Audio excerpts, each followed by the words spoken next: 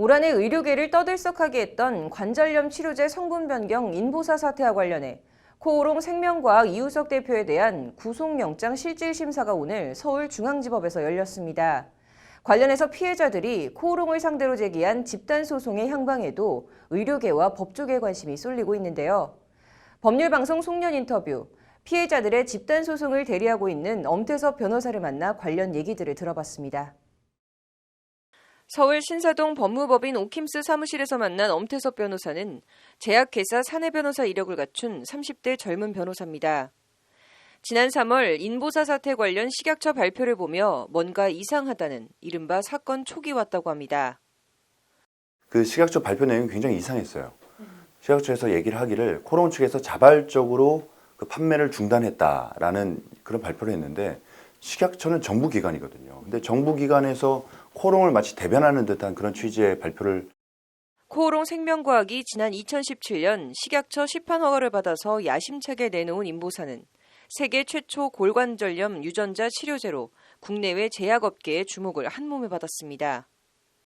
사실 인보사라는 약이 보통 그 중등도 이상의 골관절염을 앓고 계시는 환자분들을 위해서 이제 나온 그런 바이오 의약품인데, 이 약품이 사실 전 세계적으로도 굉장히 각광을 많이 받았어요. 네.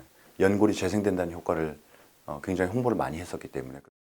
하지만 애초 연골 유래세포로 만들었다던 인보사는 종양 유발 등의 부작용을 초래할 수 있는 신장 유래세포로 만든 것으로 올해 초 뒤늦게 드러났고 결국 지난 7월 시장에서 퇴출됐습니다.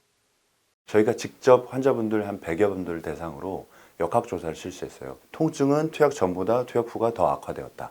그리고 활동성도 투약 전보다 후가 더 안 좋아졌다라는 것들이, 다른 그런 지표들이 굉장히 대부분이 많았었고, 그리고 부작용 측면에 있어서도 어떤 열감이나 붓기뿐만 아니라 심지어 어떤 종양이라든가 기타 다른 질병으로 발전된 그런 사례도. 이 과정에 애초 식약처가 허가를 내주는 과정에 바이오 제약산업 활성화를 명분으로 특혜를 제공한 것 아니냐는 의혹과 코오롱 측이 성분이 바뀐 사실을 알고도 2년간 쉬쉬하고 감춰왔다는 논란까지 제기되며 파문이 일파만파 번졌습니다. 그것보다 더 중요한 것은 코오롱 측에서 이 사실을 알고도 숨긴 채 환자들한테 충분하게 설명하지 않고 투약을 하게 됐고, 그로 인해서 환자들이 굉장히 고통받고 있고, 또 효과도 애초에 그 연골 재생이라고 그들이 광고했던 그런 내용은 전혀 허가도 받지 못한 상태였기 때문에. 이에 엄태섭 변호사는 3차에 걸쳐 모두 900명 넘는 피해자들을 규합해 코오롱 측을 상대로 집단 손해배상을 청구하는 소송을 냈습니다. 제약회사를 상대로 한 집단 소송으로는 역대 최대 규모입니다. 일단은 금전적인 피해에 있어서는 이 의약품은 1회 투약하는데 약 한 600에서 800만 원 정도 소요가 되거든요. 그러다 보니까 그리고 이제 양측에 맞는 경우에는 약 한 1,600만 원 가까이 가는 경우도 있고요. 소송 자체는 저희가 3차에 걸쳐서 처음에 한 200여 분, 그리고 두 번째는 한 500여 분, 그리고 3차는 약 한 300여 분 정도 3차에 걸쳐서. 첫 변론 기일은 내년 1월 9일, 이제 2주일도 채 안 남았습니다. 제약회사 사내변호사 출신이니만큼 쉽지 않은 싸움이 될 것임은 엄태섭 변호사 스스로 너무 잘 알고 있습니다. 굉장히 많은 숫자의 그 환자분들의 어떤 상태, 몸 상태 내지는 부작용을 측정하기에는 이미 지금 1년밖에 지나지 않았는데 굉장히 짧은 기간이라서 사실 단기간 내에 그것을 조사해서 뭔가 그 특별한 부작용을 증명한다라는 것은 굉장히 어려운 일이고. 집단 소송과는 별개로 코오롱 측은 약품 허가 취소 처분의 적법성을 다투겠다며 식약처를 상대로 행정소송을 제기한 상태입니다.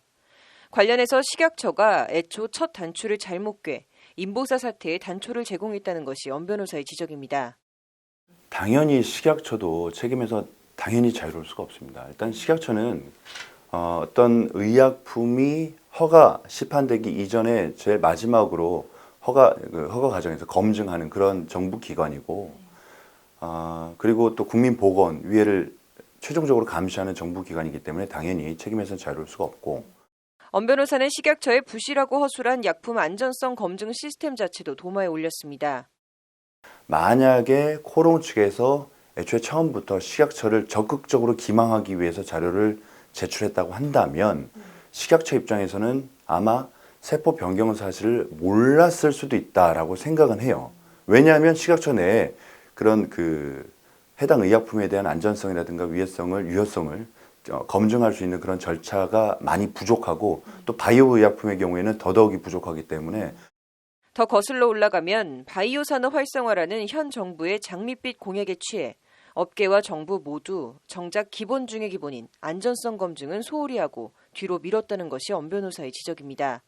인보사의 경우에는 바이오 의약품 신약 1호였어요. 그 과정에서 정부도 사실 바이오 산업 발전을 위해서 조금 밀어붙이기식 또 마중물 정책이라고 해서 그런 정책을 좀 무리하게 시행한 것 아닌가. 그리고 그것이 결국 이렇게 큰 화를 불러일으킨 것은 아닌가 싶어요.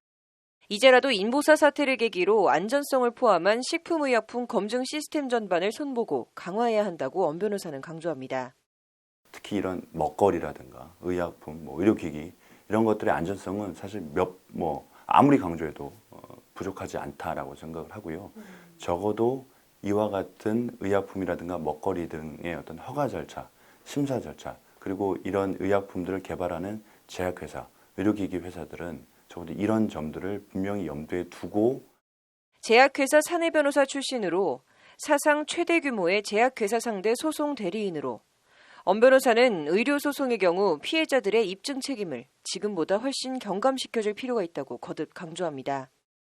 환자들이 지어야 할, 부담해야 할 입증 책임이 좀 완화된 건 맞지만 그럼에도 불구하고 여전히 환자들은 약자예요. 여전히 비전문가이고 여전히 정보가 부족합니다. 그렇기 때문에 사실 의료소송에 있어서는 환자들의 입증 책임을 조금 더 경감시켜줄 필요는 있겠다라는 제도 개선 등 어려운 문제들은 다 접어두고 이번 소송에서 이길 자신이 있냐는 말로 인터뷰를 마무리했습니다. 피해자 보호와 제약사들의 무책임한 행위에 대해 책임을 묻는 사례를 만들기 위해 쉽지 않지만 반드시 이겨야 한다는 게 엄 변호사의 답변입니다. 얼마 안 남았고 지금 준비는 철저히 하고 있고요. 승소 가능성은 사실 승소 가능성을 모든 소송이 그렇지만 예측하기는 쉽지는 않습니다. 다만 이 소송만큼은 적어도 반드시 이겨야 되는 소송이다라는 생각을 갖고 있습니다. 법률방송 신세아입니다.